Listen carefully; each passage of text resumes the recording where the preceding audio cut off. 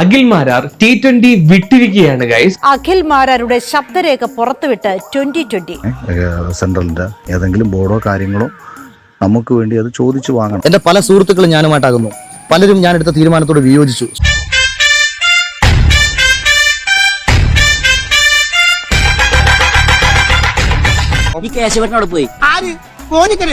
ഈ മഹാനെ പറ്റിയാണ് നമുക്ക് സംസാരിക്കാനുള്ളത്. എന്താ രാമേന്ദ്ര പ്രശ്നം പറഞ്ഞാൽ ഭയങ്കര തമാശ. അഖിൽ മാരാർ T20 വിട്ടിരിക്കുകയാണ് ഗൈസ്. ബിഗ് ബോസിൽ പോകുന്നതിനേക്കാൾ നല്ല ലുലുമാളി പോയി മുണ്ടുപൊക്കി നിൽക്കുന്നതാണെന്ന് പറഞ്ഞ വ്യക്തി അടുത്ത കൊല്ലം ബിഗ് ബോസിൽ പോവുകയും കപ്പടിച്ച് തിരിച്ചു വരികയും ചെയ്തിട്ടുണ്ട്. BJPയിൽ കയറില്ല, BJPക്ക് വേണ്ടി പ്രവർത്തിക്കില്ല എന്ന് പലതവണ ഒന്നല്ല പലതവണ പറഞ്ഞ വ്യക്തി NDA സ്ഥാനാർത്ഥിയായിട്ട് ഈ വട്ടം മത്സരിച്ച് 8 നില പൊട്ടിയത് നമ്മൾ കണ്ടതാണ്. പരാജയം വിജയത്തിന്റെ ചവിട്ടുപടി എന്നാണല്ലോ പറയാറ്. ഞാൻ ആ പടികൾ ചവിട്ടി കയറി ഇപ്പൊ എത്തി നിൽക്കുന്ന എവിടെയെന്നറിയോ? കോൺഗ്രസിന്റെ സീറ്റ് കിട്ടിയില്ല, അതുകൊണ്ട് BJPക്ക് വേണ്ടിയിട്ട് NDAക്ക് വേണ്ടിയിട്ട് മത്സരിക്കാൻ വേണ്ടി പോയി. ഒരു മാറ്റവും ഇല്ലല്ലോ. പട്ടിയുടെ വാല് 12 കാലം കൊള്ളിട്ടിട്ട് എന്താ കാര്യം? പട്ടിക്ക് കൂടി തോന്നണ്ടേ അത് നിവർത്തിയെടുക്കണോന്ന്. ജനങ്ങൾക്ക് വേണ്ടി പ്രവർത്തിക്കാൻ വേണ്ടിയിട്ടാണ് ഞാൻ രാഷ്ട്രീയത്തിലോട്ട് ഇറങ്ങിയതെന്ന്, അതാണ് പുള്ളിയുടെ ലക്ഷ്യമെന്ന്. ഞാനൊരു ഹെൽപ്പിംഗ് മെന്റാലിറ്റി ഉള്ള ആളാണ്. സീരിയസ്ലി, ശരിക്കും ഒരാളെ സഹായിക്കണം തോന്നിയാ പിന്നെ സഹായിക്കാതെ ഉറക്കം വരില്ല. അത് ശരിയാ. അറിയുന്ന വാക്കിന് പുല്ലിന്റെ വിലയെങ്കിലും വേണം, അറ്റ്ലീസ്റ്റ് തീട്ടത്തിന്റെ വിലയെങ്കിലും വേണം. ഇതിനൊക്കെ എന്താ വേണ്ടെന്നറിയോ? അവന്റെ മുഖം പിടിച്ചിട്ട് തേക്കാത്ത ചുമരും അങ്ങോട്ടും ഇങ്ങോട്ടും ഇട്ടങ്ങോട്ട്. അഖിലിന് എവിടെങ്കിലും കുണ്ടി ഉറപ്പിക്കാൻ ഒരു സ്ഥലം കിട്ടിയാൽ മതി, അവിടെ അങ്ങ് ഇരുന്നോളും. അത് BJP കൊടുക്കാന്ന് പറഞ്ഞപ്പോഴത്തേക്ക് അങ്ങോട്ട് ചാടിത്തുള്ളി പോയി. രണ്ടാമന്മാര് മൂഞ്ചിച്ച് വിട്ടു. ഇത്തരം കാര്യങ്ങളൊക്കെ ചെയ്യുമ്പോൾ നല്ല മെന്റൽ സ്ട്രെങ്ത് വേണം, അല്ലെങ്കിൽ പരിപാടിക്ക് പോകരുത്. എന്റെ പല സുഹൃത്തുക്കളും ഞാനുമായിട്ടാകുന്നു. പലരും ഞാൻ എടുത്ത തീരുമാനത്തോട് വിയോജിച്ചു. എന്റെ ആഗ്രഹങ്ങളൊന്നും ഈ ജന്മം നടക്കാൻ പോണില്ല. ഞാൻ ഇവിടുന്ന് ചാടിച്ചാവും. സോഷ്യൽ മീഡിയയിൽ എനിക്കെതിരെ അതിശക്തമായ നെഗറ്റീവ് ക്യാമ്പയിൻ നടക്കുന്നു. എന്നെ ഇഷ്ടപ്പെട്ട ആൾക്കാർ പലരും തെറി വിളിക്കുന്ന സാഹചര്യം. നിന്റെ വാക്കിന് സത്യമുണ്ടോ? നീ മനുഷ്യനാണോടാ?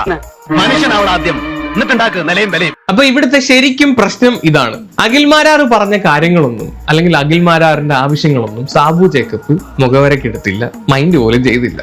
ഷാജി അങ്ങനല്ലല്ലോ പറഞ്ഞത്.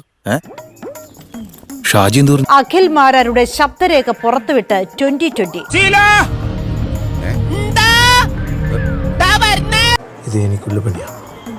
BJPയുടെ സെൻട്രൽ ബോർഡിൽ സ്ഥാനം വേണമെന്ന് അഖിൽ. നിങ്ങളെ കൊണ്ട് ഞാൻ തോറ്റു.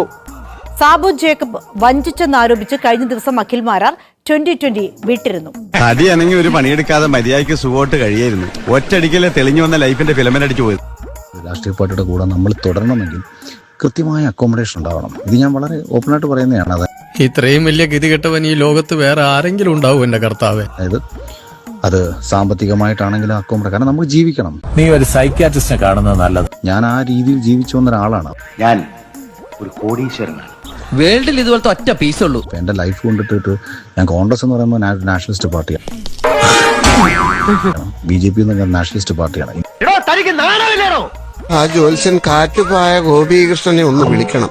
എന്റെ സമയം മോശമാണോ അല്ല വളരെ മോശമാണോ എന്നൊന്നറിയാനാ. ഇന്ത്യയിൽ എവിടെ ചെന്നാലും അതിന്റെ റെസ്പെക്റ്റും അതിന്റെ ഒരു വാല്യൂ നമുക്കുണ്ടാവും. ഇതിൽ നമുക്കതില്ല.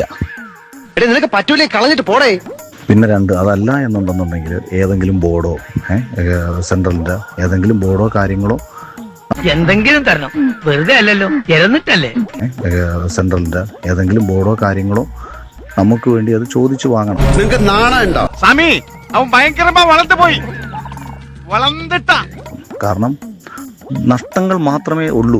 മണ്ടന്മാർക്ക് ഒരു അസോസിയേഷൻ രൂപീകരിക്കുന്നുണ്ട്. സാർ അതിന്റെ ആജീവനാന്ത പ്രസിഡന്റ് ആയ കൊള്ളാം.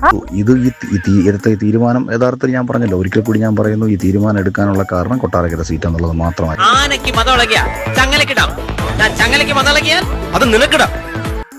ഒന്നാമത് സാറിന് ബ്രെയിൻ കുറവാണ്, രണ്ടാമത് അത് കറക്റ്റ് ആയിട്ടുള്ള സ്ഥലത്ത് ഉപയോഗിക്കാൻ വയ്യ. ഒരുപക്ഷെ കാര്യമായിട്ടുള്ള സാമൂഹിക പ്രസക്തി ഒന്നും ഇല്ലാത്ത ഒരു പാർട്ടിയും അതിനേക്കാൾ ഒട്ടും പ്രസക്തി ഇല്ലാത്ത ഒരു വ്യക്തി ബിഗ് ബോസ് താരം എന്നുള്ള ഒരു ഷൺമുഖന്റെ കന്നിക്കാഴ്ചയൊന്നുമല്ല, പക്ഷേ എവിടെയോ ഉള്ളിലൊരു നീറ്റല്. പ്രസക്തി ഇല്ലാത്ത ഒരു വ്യക്തി ബിഗ് ബോസ് താരം എന്നുള്ള ഒരു ഇമേജിൽ മാത്രം നിന്നുകൊണ്ട്